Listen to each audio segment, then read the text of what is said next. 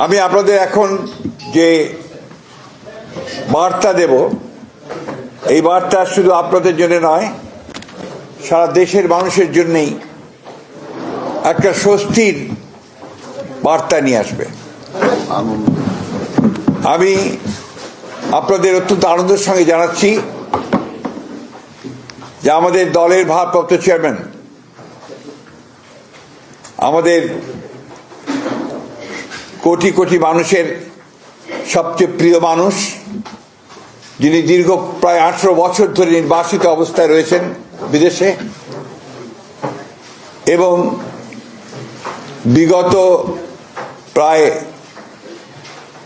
1 যুগ ধরে তিনি গণতান্ত্রিক আন্দোলনকে নেতৃত্ব দিয়েছেন এবং আমাদের দলকে নেতৃত্ব দিয়েছেন এবং আমাদের যে গণতন্ত্রের উত্তরণের যে ছাত্র গণ অভ্যুত্থানের নেতৃত্ব দিয়ে আমাদেরকে সাফল্যের দ্বার প্রান্তে পৌঁছে দিয়েছেন।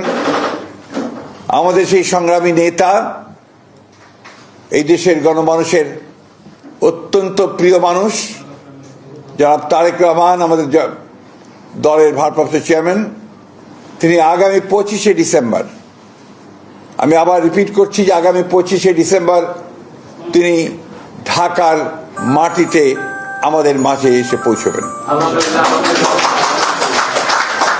আমরা আমাদের দলের পক্ষ থেকে, সকলের পক্ষ থেকে আমরা তার এই আগমনকে শুধু স্বাগত নয়, আমরা আনন্দের সঙ্গে আমরা সমগ্র জাতিকে জানাতে চাইছি। এবং আজকে গণতন্ত্রের উত্তরণের পথে যে সমস্ত বাধাগুলো সৃষ্টি হয়েছিল, আমরা মনে করি যে আমাদের ভারপ্রাপ্ত চেয়ারম্যান তারেক রহমান সাহেব দেশে এসে পৌঁছলে সেই সমস্ত বাধা দূর হয়ে যাবে।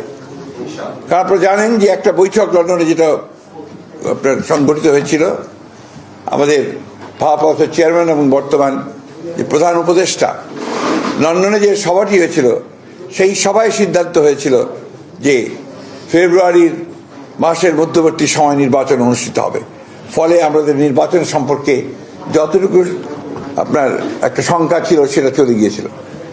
এবং গতকাল নির্বাচনের তফসিল ঘোষণার মধ্য দিয়ে নির্বাচনের যে রেল চলতে শুরু করেছে, যে সারা দেশের মানুষের মধ্যে যে একটা আশা প্রত্যাশা সৃষ্টি হয়েছে, সেটা বাস্তবায়িত হতে চলেছে। আমরা আবারও আপনাদের জানাতে চাই যে এই বিষয়টা আপনারা যথাযথ আপনার মূল্য দিয়ে আপনারা জাতির সামনে তুলে ধরবেন।